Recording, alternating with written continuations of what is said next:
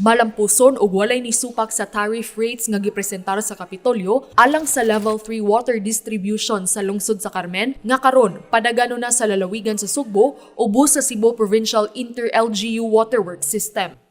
Ato sa public hearing niadtong Marso 26, giduso sa Economic Enterprise Council sa Kapitolyo ang 5 pesos og 80 centavos nga presyo alang sa unang napulo ka metro kubiko nga konsumo sa tubig. Ang maong presyo gitanyag alang sa mga residential nga konsumidor.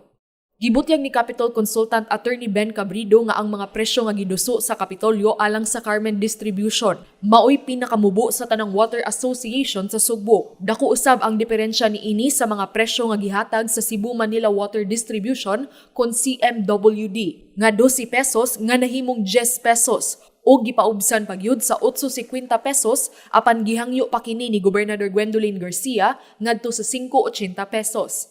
Ang gikasabutan originally tag 8 pesos per metro kubiko. Unya niingon ko, ato nang hangyoon, paubsan ka na. 4 akong gihangyo per metro kubiko. Kung kwintahon ang operational expense, ha? Pag-extract, filter, ug unya pagpahatag, pagpa-distribute sa tubig, na padong alkansi. Motong, tungod tingali sa ilang pagka maayong kasing-kasing o tungod tingali silang kahadlok na po.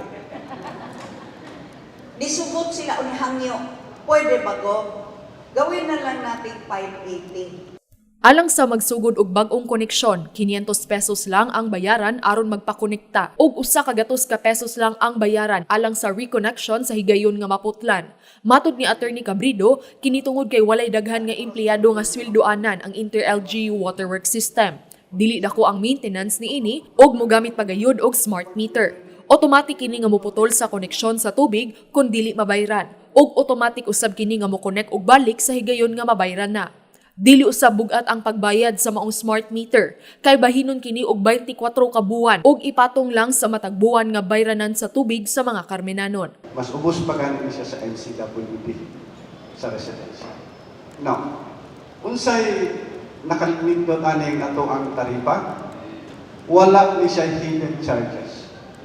Unlike sa ato mga water districts na sa mga PCA, kung mag-fluctuate ang ato ang exchange rate sa peso, musaka po na.